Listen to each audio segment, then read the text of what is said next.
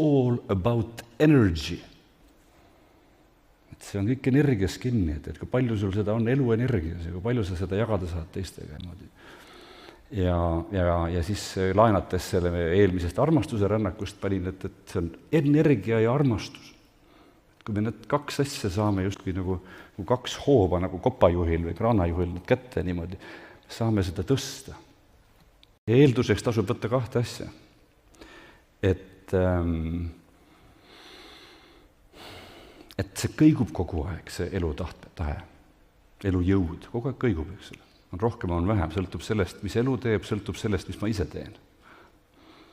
Ja teiseks on see, et ta üldiselt peaaegu kõigil inimestel vanusega väheneb.